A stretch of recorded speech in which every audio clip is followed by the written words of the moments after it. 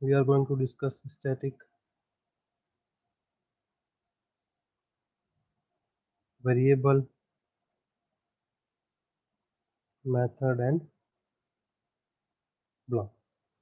Okay, so when we say variable, let me just share my screen and start working on that.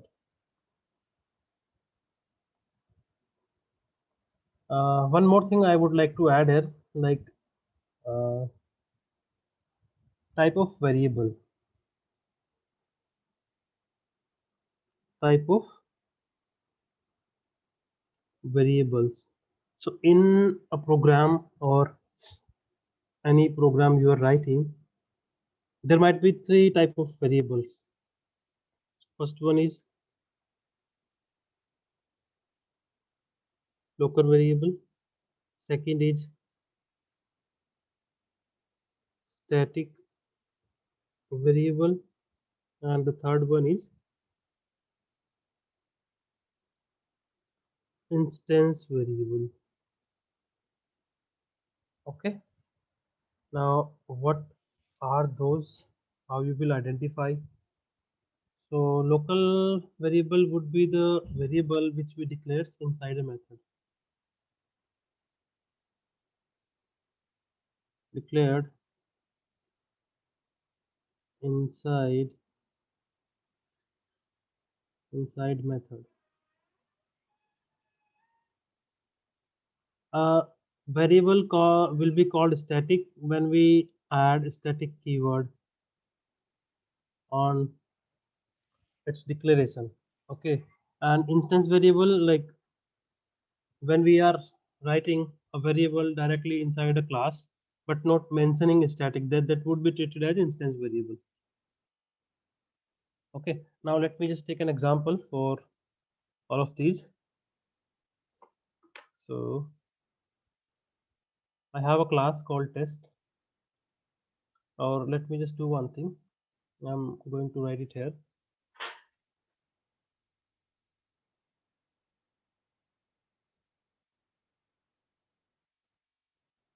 Let me take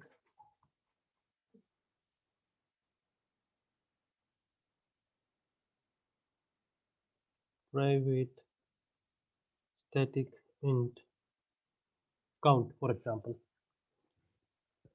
So from this we can see, or we can identify. So this is called static variable. Okay, and these two are instance variable. This one is also variable, instance variable. And let's say we have a method. It might be a method or it might be a block. So for example, let's say we have this constructor, okay, right here. And if I say int x, so in this case I can say x is local variable, right? Or let's say we have a function, let's say void display, and here I am having a variable called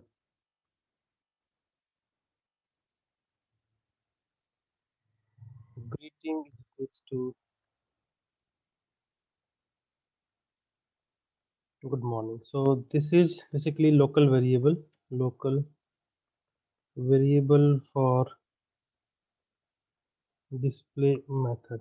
What I mean by local, so local is basically the scope is limited. Within this parenthesis, sorry, curly braces, we can use it. Beyond that, we won't be able to use it. Let's say, for example, I'm saying I have another method, or just I'm trying to, let me define one more method. Let's say void greet, and here I'm saying this one to be printed. So you can see we are getting a compilation error, like cannot be resolved to a variable. But yes, if I want to use it here within the curly braces, there is no problem, it's fine, right? But when we are trying to access it outside the method, we are getting an error. So local is basically limited to a particular block. Okay, so this is called local variable. Now instance variable, or we can say non static variable, or we can say objects variable. Static variable, we can say these are the variables belongs to class. We'll see the difference, like what is the difference between static and instance variable. Okay, so whenever we create, let's discuss the difference between uh, instance variable and static variable. Okay, now let me just comment all this stuff for now. We'll come to that later on.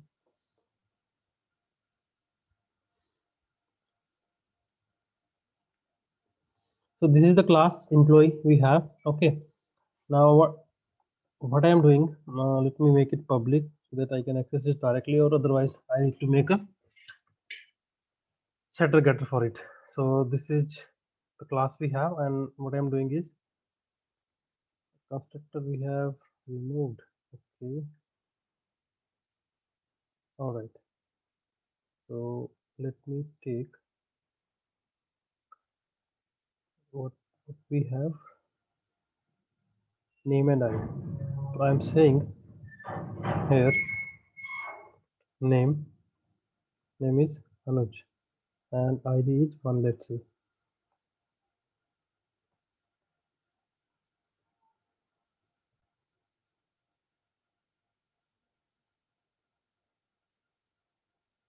This is the constructor I'm calling. Oh, sorry. It should be a string, and we did the same mistake number of times.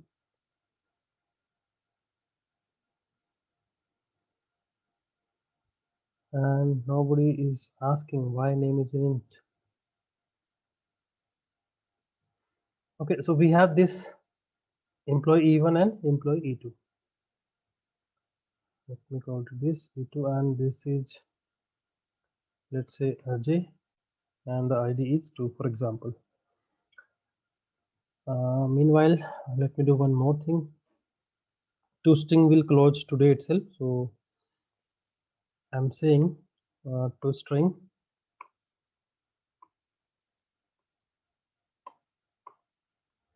So in this ToString, if I like write something like this, return super dot ToString. So what is the meaning of super here?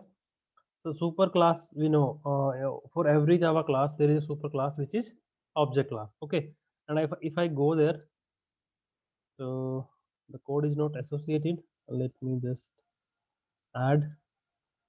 So guys, keep an eye like what I'm doing. I'm adding the source code. Like you can see the code which Java has provided already, right? So what I'm doing in build path, libraries, add external jar, rt.jar. So for this particular jar, basically I'm saying source attachment. Okay, edit, browse. It would come from an external location, so that's why I'm choosing external location. External file. It is somewhere in my Java installation directory. Bin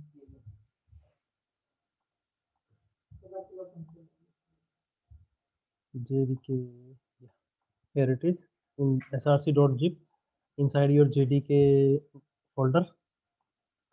Okay, now I would say okay and apply and close. So earlier when I was doing this, you were not able to see the code, but now you can see what I have written, what is written over here with inside this ToString class. That is inside object class. You can see, guys, I'm inside object class, which is provided by Java itself. Okay, so we are discussing this toString. So what it does, get class dot get name. So our class name is employee basically. So we'll get employee, then at the rate and integer dot to hex string. So whatever the hash code uh, for this object is going to be generated will be printed here with the name of class. Let me just show you. So we have E1 and then we have E2.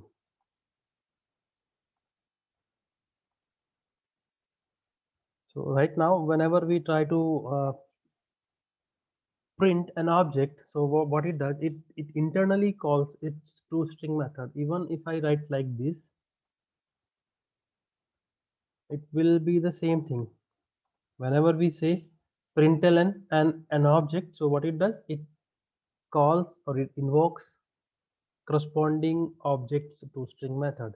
And you know, if we are going to provide an implementation inside the class itself, then it will come from there. And if we are not providing, then it will come from the parent. So inside parent, we have seen this is the implementation.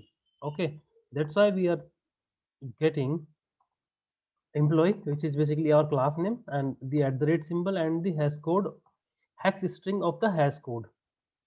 Okay, now what if I say my employee class will not return this super string? It should return hello. Okay, now what I'm saying, return hello. So when I am saying return hello, so you can see we are getting hello two times, because this dot toString means we are getting the value from toString method, which is hello right now, which is hello. So that's why we are getting hello. Okay, but we don't really want this kind of implementation. What we want is at least we should able uh, to fetch the data with the help of toString method. So what we can do is we can say return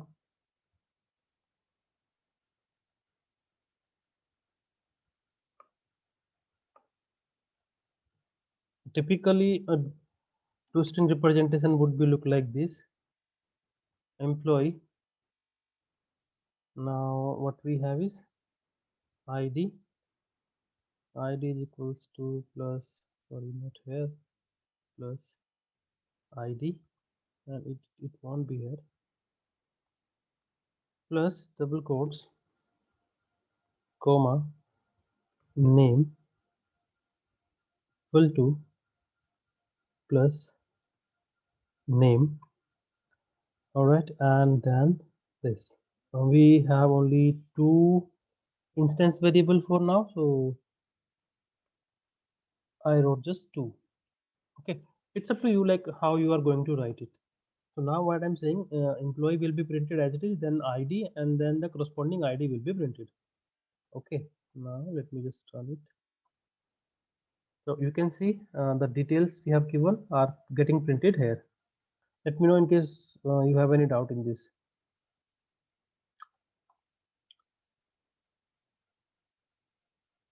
Or you can write it like this dot ID. This is the same thing.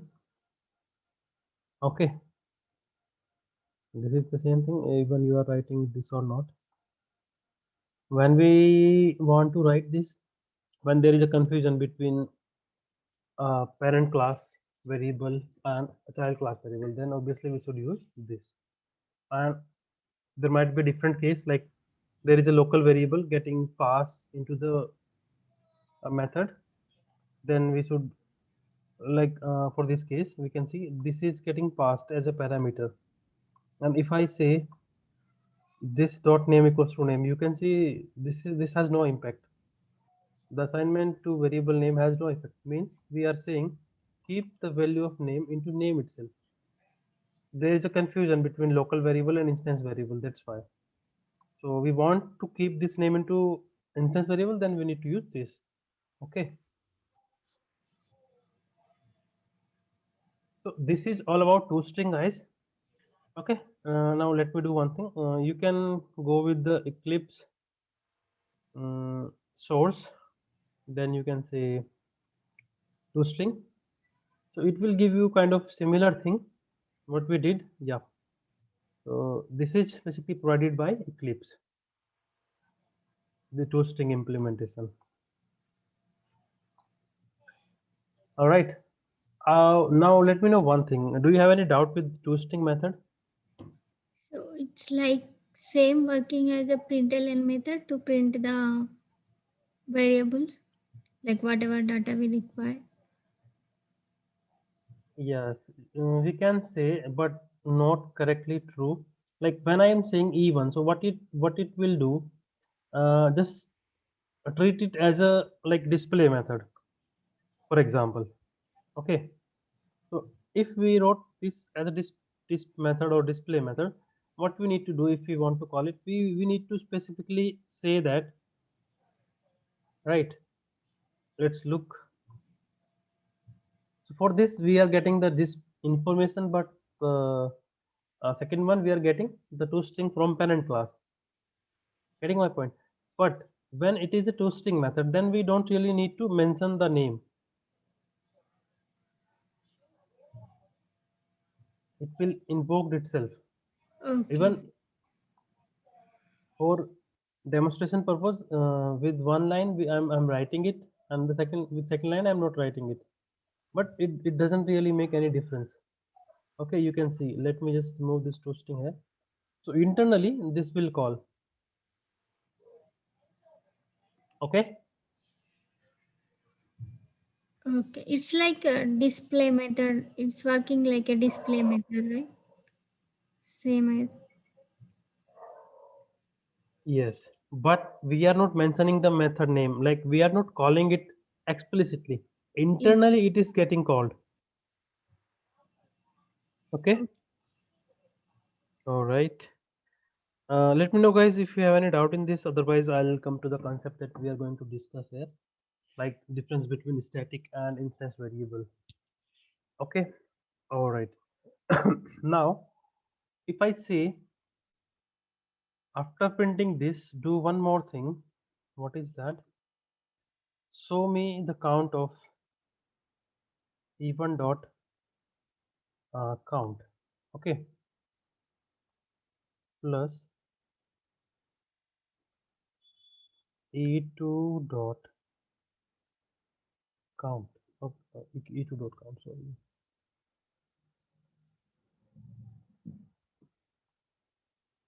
It will be zero for both of the objects. Can you see it? It is zero. Now what I'm doing the same thing again. Meanwhile, in between what I'm doing, I'm saying even dot count plus plus means increment this by one. So I'm incrementing the count for even, and the change is getting reflected in both. Can you see it? Now let me do one more thing. Even dot set name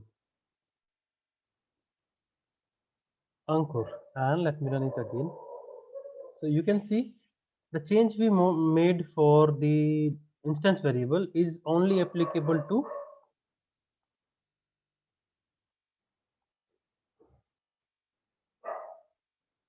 instance E1. Getting my point? Now let's discuss more in detail. So what I will do,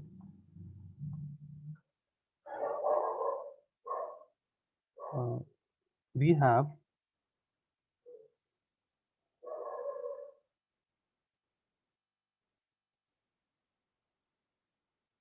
count variable, right, which is 0. We have object E1 and E2. They have name and ID. So it was initially Anuj and 1. Here the name was Ajay initially, and the ID was 2. Okay, so E1 and E2 has their own copy or the separate copy for instance variable.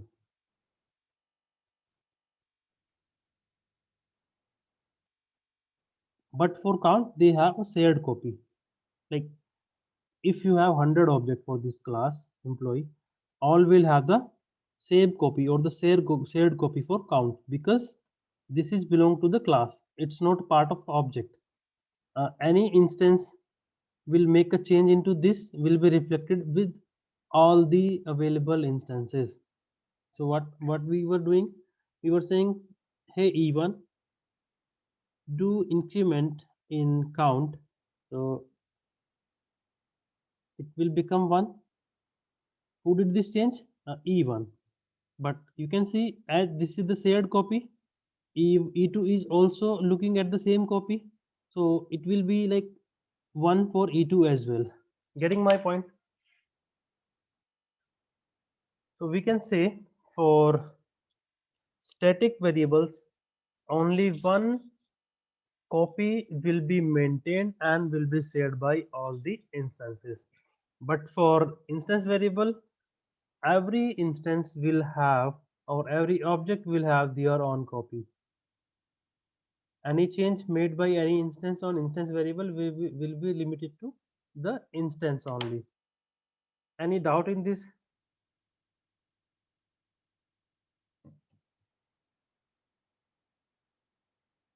I think no doubt. Okay, fine.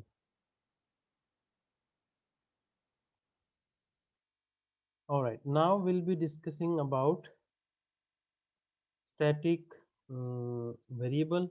So static variable we have discussed, a variable for which a single copy will be maintained and will be shared by among all the available instances. And if any instance make any change, the change will be reflected to for all available instances. Okay, static method, we have seen it.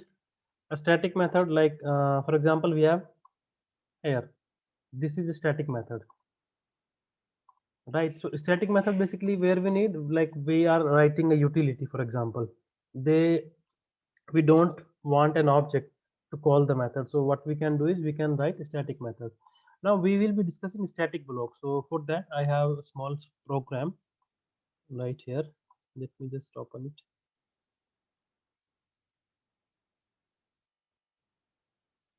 Okay, so in this,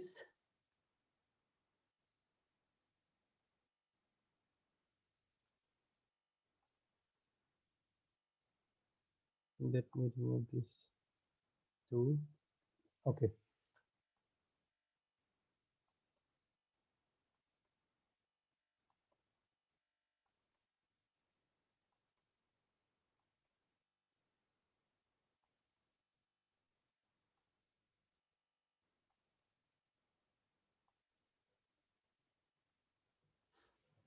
so in this class you can see, let me just remove this one and this one. I removed something extra. Mm. Okay, so this is the class we have. We have count name ID in static variable and two instance variable. Then we have getter and setter. Then we have constructor, parameter constructor, which takes name and ID. Then we have a default constructor, and post that what we have is that is called initializer block. So this block, like a parenthesis open, sorry, curly braces open and curly braces close. In this block we can have number of statement, like for this demo I have only one. There can be a number of statement within this block. So this is basically called instance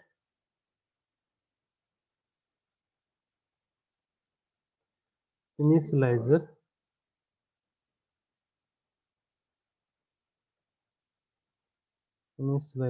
block. Okay, and this is called static.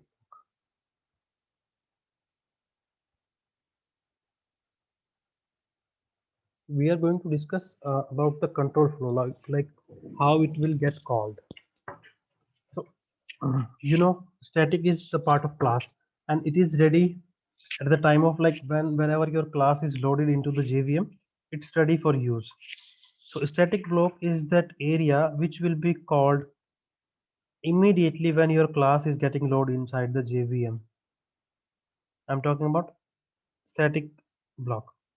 This is the area.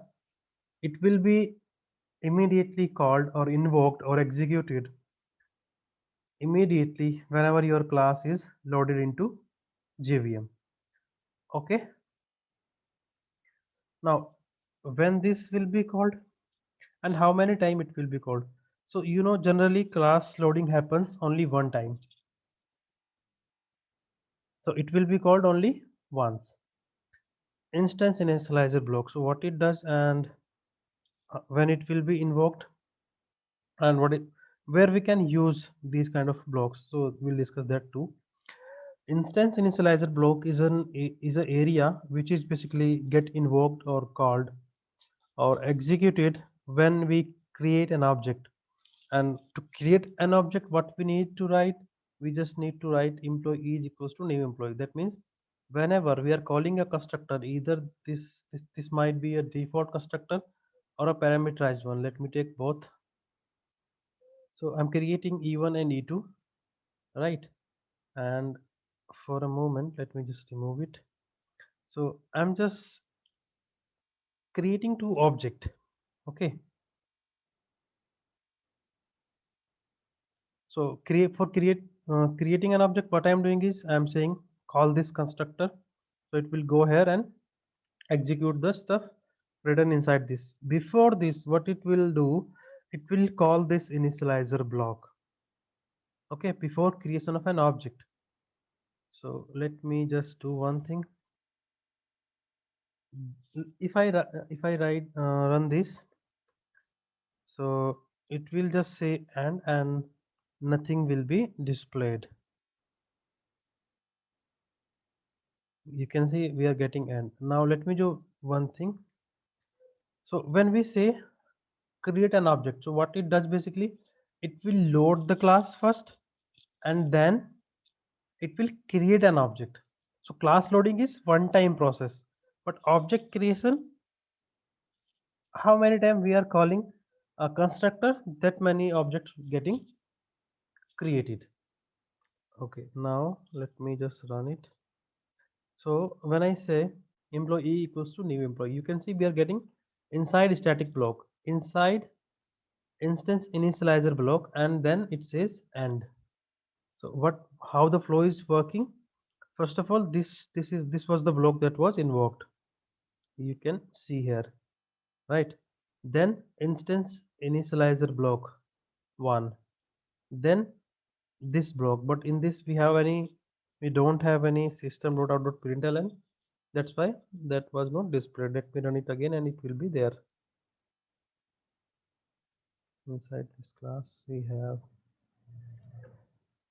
so now you can see inside static block 1, then initializer, and then constructor. So if I ask how many time a static block will be invoked, what would you say?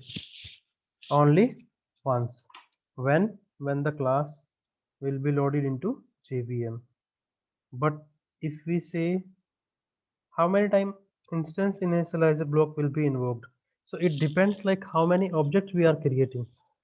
Before creating an object, what it will do, it will call that block, instance initializer block. Okay. Any doubt, guys?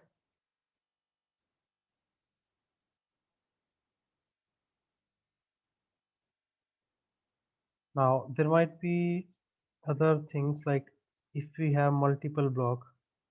So for example, let me add multiple.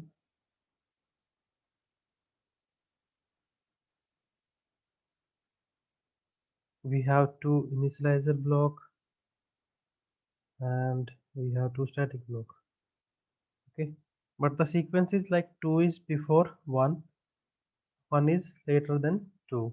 Similarly here, and if I run this, so it will be like we are not calling it directly. Like whenever we say main and we say class name, and then generally what we do, we say object dot method name. So the flow we creates, but here we are not calling these blocks. These are basically getting called automatically. So how this will work? So what we are getting, the top block is getting first, the top static block. So as it was at before this block one, then that's why we are getting this one. If let's say this is here, then obviously it will come later on. You can see it, right?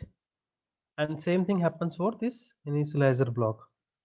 Let me know in case of any doubt, guys, with this static block and initializer block and their working flow.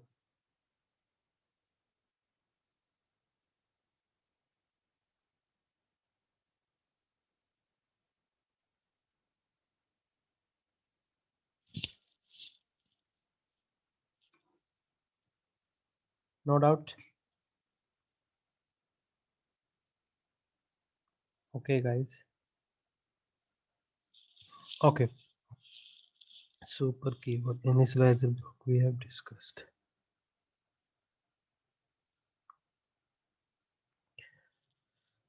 All right. Now we'll discuss this final keyword. Final keyword we can use. Final keyword we can use with class, method, and variable. Okay, so this is a keyword basically which we can use with the class, method, and variable. If we use this keyword with class, let's say public final class test. Okay, so what will happen if we declare a class as a final? So we cannot make this class as a parent of other class. Let's say I'm saying test1 extends test. I'm just trying to extend test class, but what I'm getting is type test cannot be subclass the final class test. So keep remember, if a class declared as final, we cannot extend that class. Let's say we don't have this. Yes, we can. Okay, getting my point, guys? We cannot extend a final class. Now final variable. So let's say we have int, or just let me say final int I is equals to uh, 10 we have. Okay, and we are trying to say print I plus plus. So you can see we are getting an error. What is that? The final local variable I cannot be assigned. It must be blank or not using a compound statement.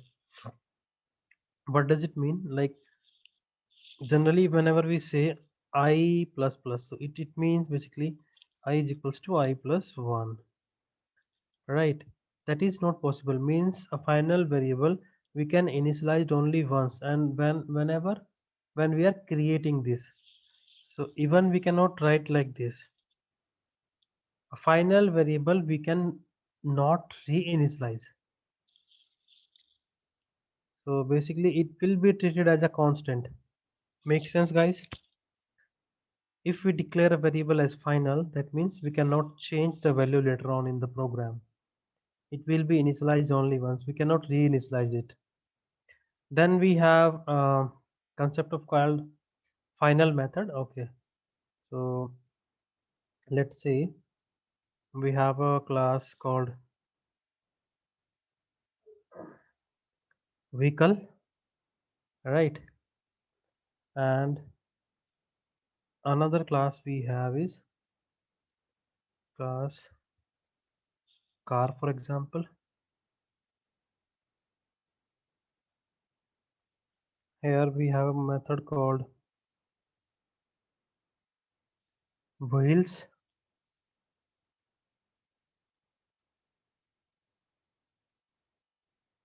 and this class basically extends vehicle class. Okay, so in vehicle class, what we have in parent class, we have a default implementation, let's say, for wheels.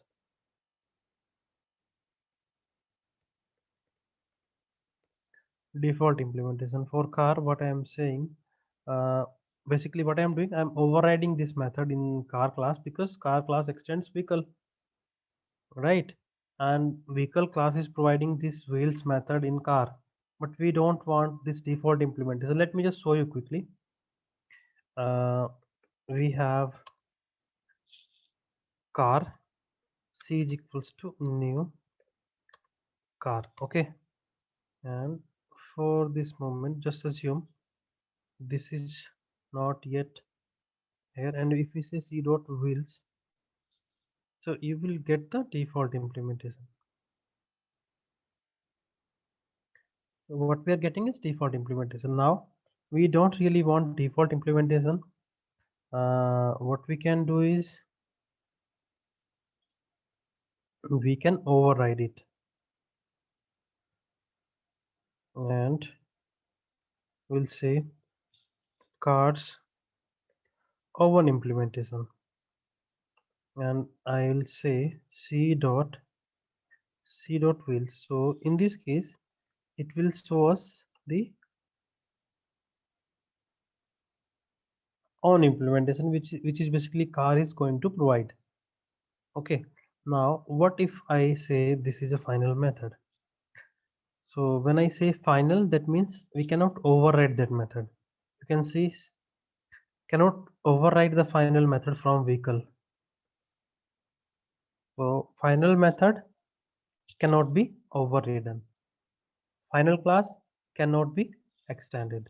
Final variable cannot be reinitialized. Any doubt with final keyword?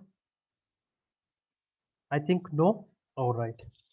If yes, let me know. We'll discuss. Otherwise, I'll move to the next topic.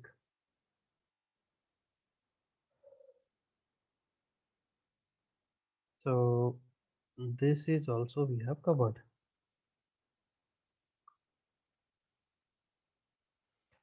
Now covariant return type. Okay. What is covariant return type? That is an interesting thing. Okay. So we have vehicle and car. Okay. For example, now let me just take it from this.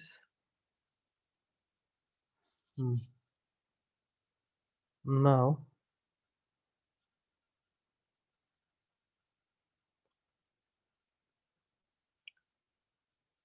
from this hierarchy we can say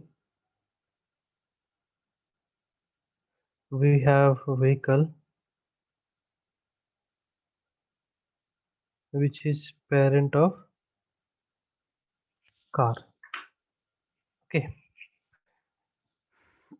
we are going to understand covariant return type.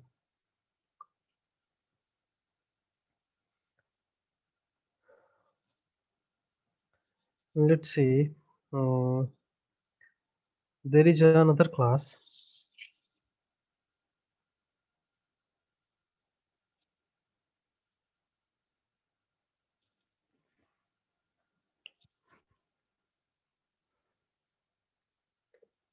get vehicle. There is a method in test class which is get vehicle. That won't be a good example. Let me think about it. What could be done better?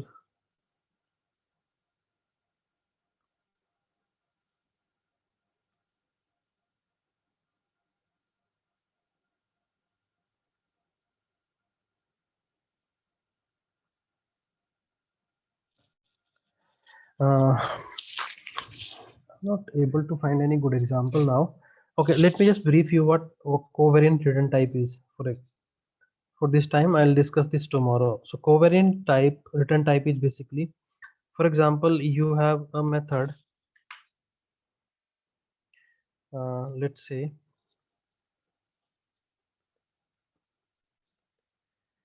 get vehicle is the method you have, and it returns car. It returns a car. So at this point, instead of car, you can return vehicle as well, like, because vehicle is also a valid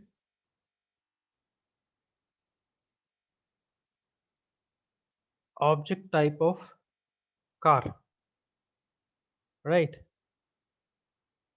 Means whenever wherever you are returning a child object, you can declare that the return type should be as a parent.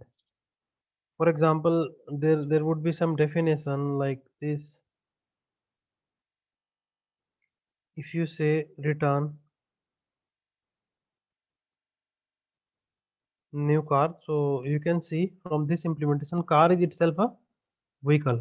So yes, we can write it like this, but I'll come with an example, complete example. So for this time, you can just remember covariant return type is like we can return parent class object instead of child. Okay, or let me just do one thing. Let me just take an example from internet.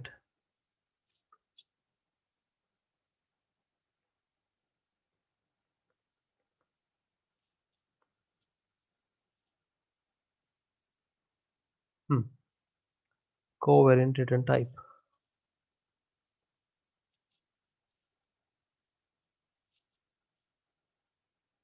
Generally, whenever we like when we will be using this, when we will be doing overriding.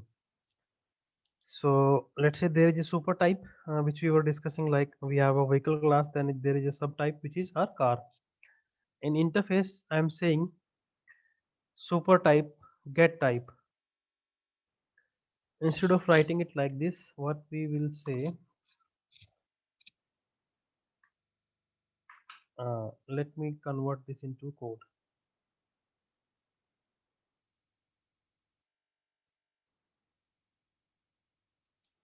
Okay, we have an interface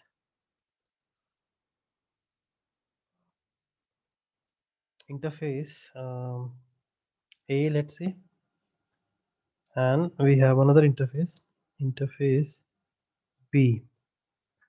Okay, in this interface, what we have is we have a method called get vehicle. Okay, and now I'm saying it will return a vehicle, and in this B method, which extends A interface, I'm saying it can return car because car is itself a valid uh, vehicle. So this is basically called here covariant return type.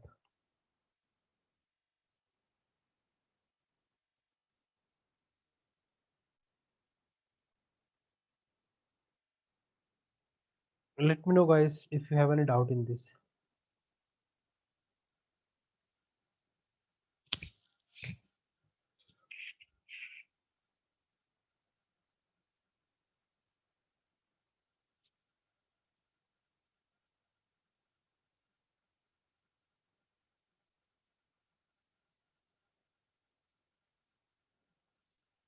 No doubt. Okay, fine.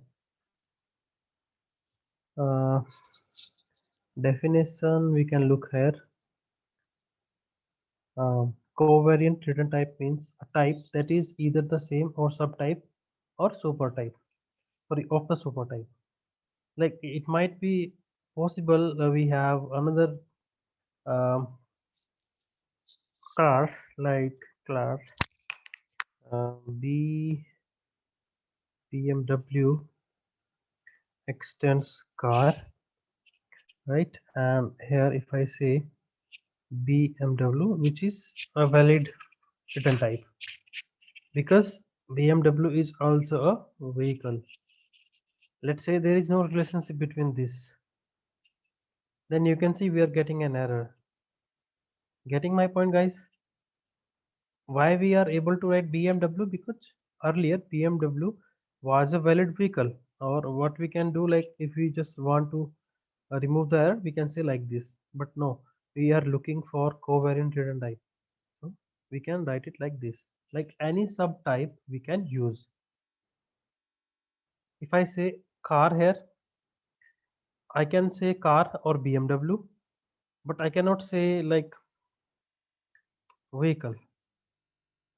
Only subtype we can use when overriding a method. Getting point? Okay. Now we have discussed this covariant return type.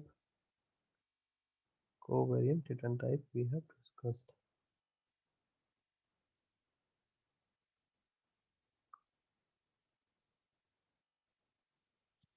All right.